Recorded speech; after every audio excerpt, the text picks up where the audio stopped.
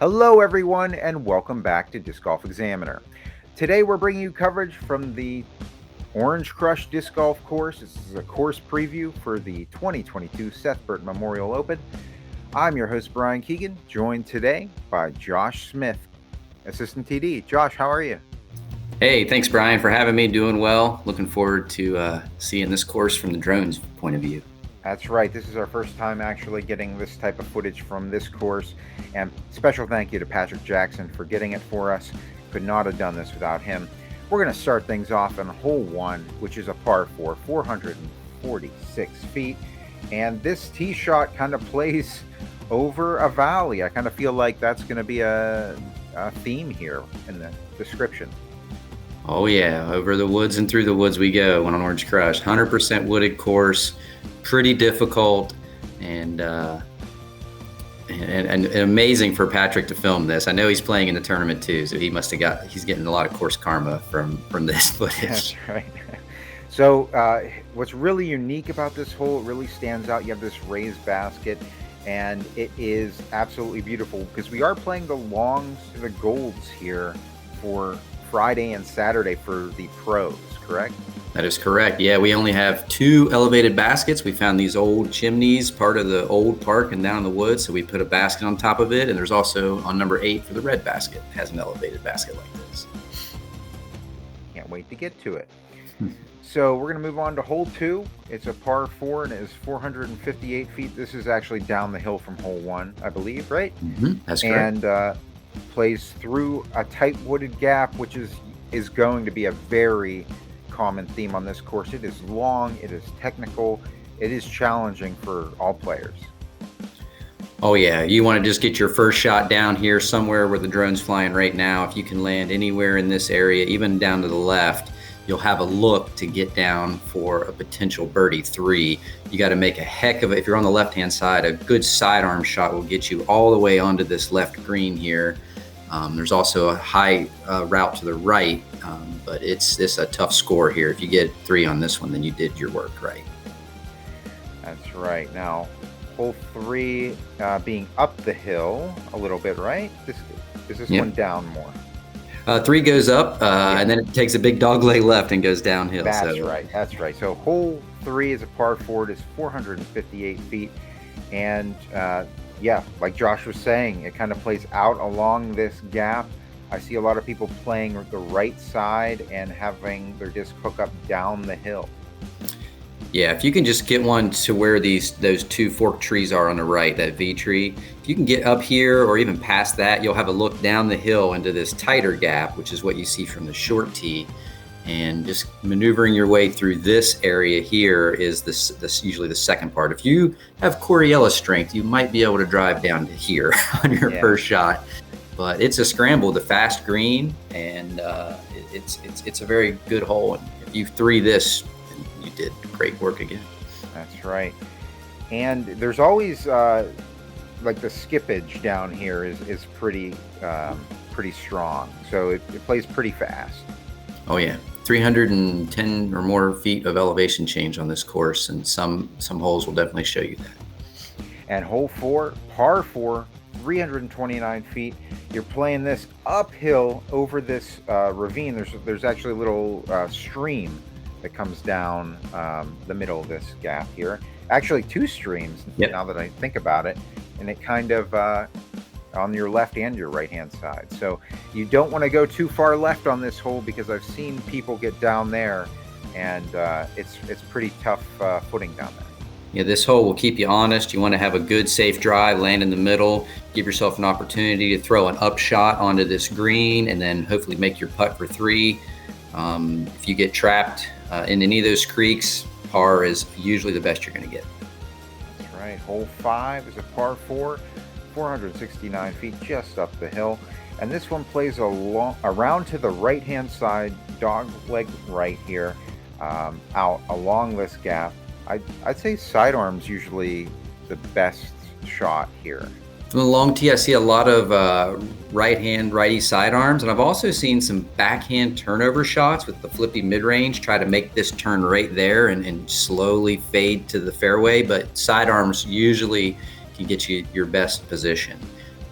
Once you make the turn on the dog leg, it is a straight shot just to get to the red basket. And if you can throw one past the red basket about another 100 feet, you'll have your chance at birdie. Yeah, definitely a pretty tight hole, and you have to be very precise and long to make this one work. Very technical. Yeah. For sure.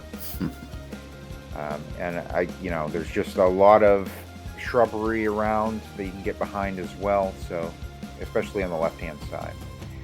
So through the woods here, hole 6, par 3, 262 feet. This one kind of plays up to the right side here, where the basket will be guarded by a bunch of trees. So you have a tight gap to hit. Yeah, where the drone's flying right there, the upper right gap is good for the long basket. I see a lot of sidearms, right-hand sidearms come through here, and if you can just punch the gap and land on this green, and now this is a guarded green. So this is, I believe, our jail cell almost. I forget the name of the hole, but it is very guarded, very protected hole. Yeah, you can see that looking back at the tee for sure. So hole 7, par 3, 273 feet.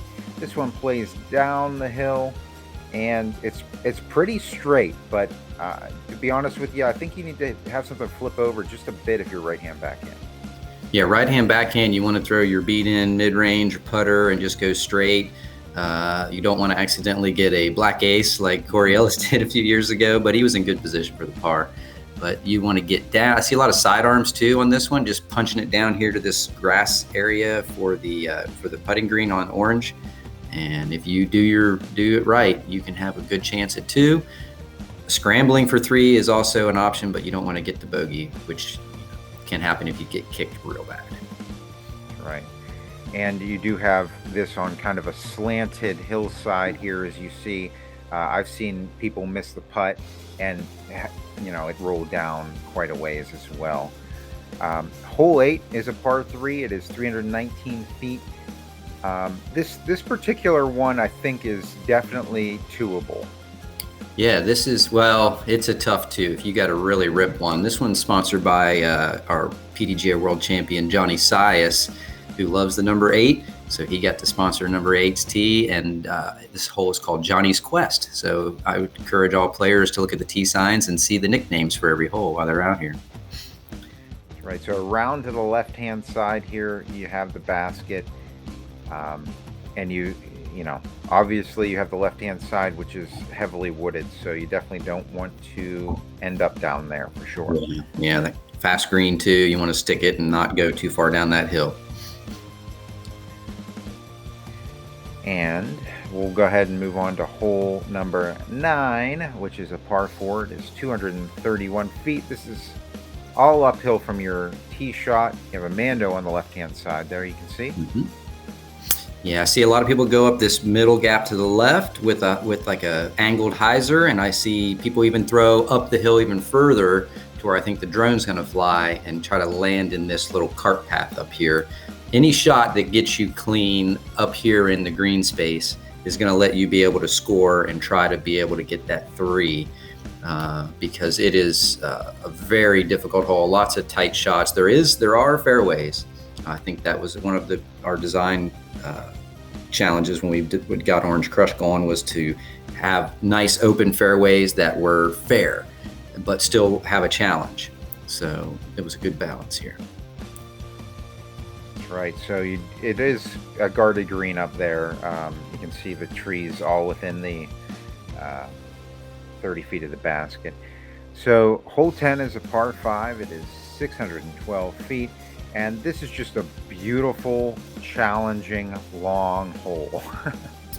Oh yeah, one of our trickier par 5s. If you can get something down to the middle here by the short tee and land in this zone or even up from it, then you'll have a good opportunity to throw another clean shot, hopefully, and get down this, make some progress down this fairway.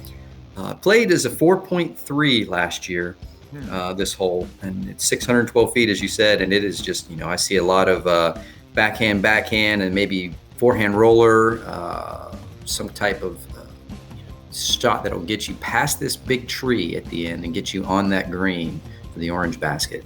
Yeah, the hole does play downhill the entire way, I'd say, and it's one of those holes that you really love to get if you can. 3 eagles last year: Neil Bishop, Trevin Crow, and Brad Schick. Got the 3.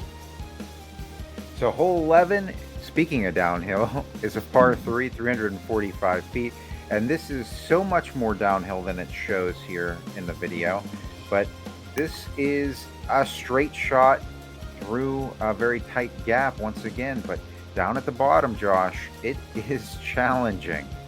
Yeah, you want to stay on the fairway on this one. Leaking left is problematic. Leaking right is actually a little thicker. So I see a lot of like putters or mid-ranges off that long tee, just trying to go straight. And if you land down anywhere down here in this green area of either the red or the orange basket, then you've done your job. Because this is a very difficult, very challenging par 3. There's a big slope off the hill afterwards. If you go over that hill, you have very low chance of making a 2 putt.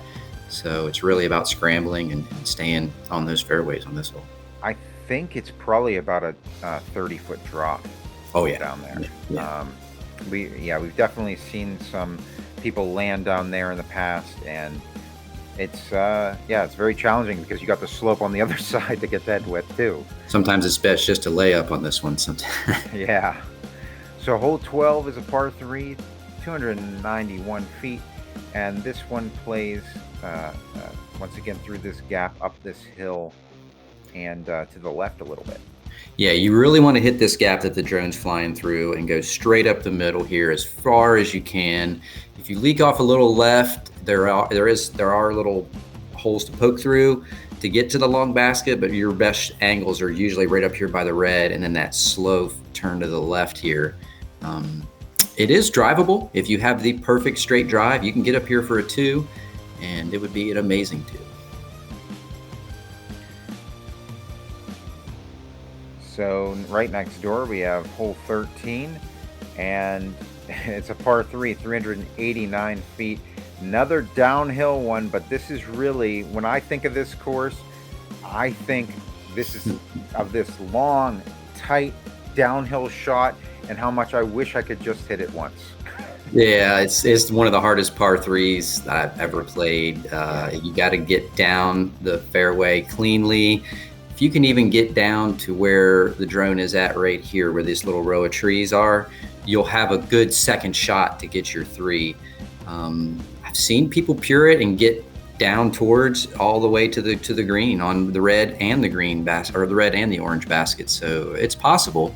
You just really have to control your shot. I would recommend, fairway drivers or mid ranges.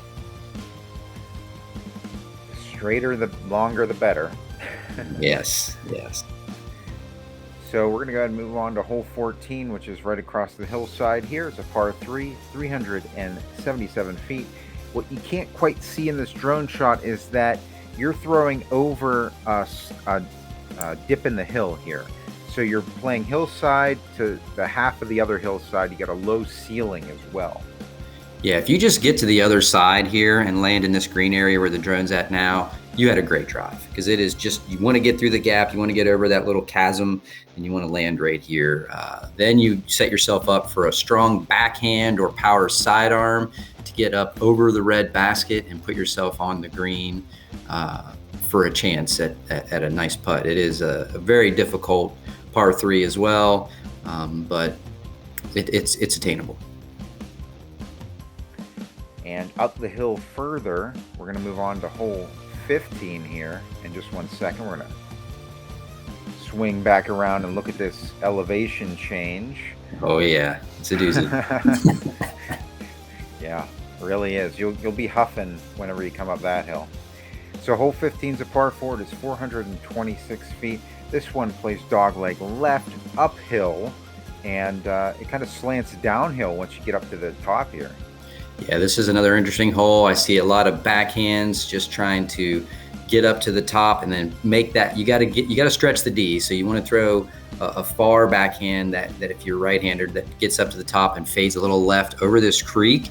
If you've done that right where the drone makes the turn, you'll have two options. There's a left and a right gap in order to get down to the green area. We did just recently relocate the orange basket down the hill a little further, as you'll see in this video. So it doesn't change the par, but it definitely makes the hole a little more challenging. So right here, you'll see the short basket. And as you fly over it here, the orange basket's down the hill, and it is a fast green down here. We definitely did our work mowing and clearing this out. Big thanks to Dave Wiltsey, who helped get this green cleared and help us relocate the hole. But it is a very good upgrade, I think, to this hole. Yeah, absolutely. I think that in previous years, perhaps the red basket was right in the way of running it. You know what I mean? Yeah, it was. And this is really cool. I like to see that new placement. And hole 16 is over across the road here. It plays across the road again to par 3, 411 feet. And this is straight downhill. You have to hit this gap and curve to the left at the end. Yeah, played an average of 3.38. It's a tough 3. 4 is okay on here. You really just want to get down this gap. I see power sidearms and maybe some controlled backhands, like with maybe a fairway driver or a mid-range, just to get far down and straight. If you kick left and go in that creek early, you would be lucky to get a 3. To the right-hand side, it's not as bad, but you can see these culverts we installed. Phil Burton and myself and the members of the Fairmont Flyers Club put these culverts in to help build up the green areas and let the water flow better and give you walking areas. So you'll see down here the other culvert, and it's just a small green, a lot of rollaways. Creek does not play OB. There's not much water in it, but it's a tough 2. If you get a 2 on this one, then you threw a amazing drive. Now let's just take a look back up that hill. You can kind of see from the basket's point of view just how uphill that is. Yeah, watch your step on the way down too. Always important. So hole 17 is a par 4. It is 381 feet. This one plays uphill and over to the left-hand side here where the gold basket is. Yeah, I've seen sidearms get to the top of the hill here, backhands. If you can get to the top of the hill where that big tree is in the middle, if you can get anywhere near that or past that, you're leaving yourself open for a shot at this, because the fairway opens up a lot here. You're leaving yourself a good opportunity to get that birdie 3. The red basket's to the right and the orange basket's right there on the left, and it's a pretty good open green. If you can get, like I said, you get to the top of the hill, you give yourself a chance to throw that sidearm or controlled backhand to put yourself on the green.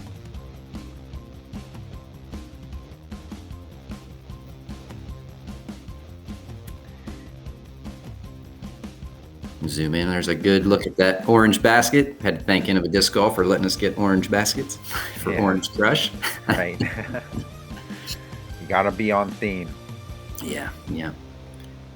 What was nice about this course was what not to cut. We left a lot of little skinny trees like you see there that just get in your way. So hole 18 is just through the woods there. Par 5, 502 feet. This is a microcosm of the course, I would say. You know, this is tightly wooded. You do have a slant in the hillside there, and this is just a really long. I don't see very many 4s on this one.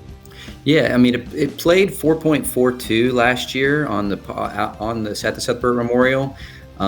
We wanted this to be. We kind of had in our opinion, an open course for the woods. So we wanted to have a really tight one that was just, a difficult hole. And this is what we came up with. And it was beautiful hole, par 5 with a lot of challenging. I mean, it's almost like 2 landing zone shots to even give yourself a chance to throw up here for a chance at a birdie or an eagle. When Dickerson first set the course record, 55 a couple years ago, he made chained out on an eagle putt. So it would have been 54 in this hole. All right, guys. Well, that's going to do it for our preview of the Orange Crush course here for the 2022 Seth Burton Memorial Open. Josh, thanks so much for joining us today. Really appreciate it. Thanks, Brian. Appreciate it. Looking forward to seeing everybody next week. That's right. And thank you to all the sponsors who are making this tournament possible. So until next time, keep banging those chains.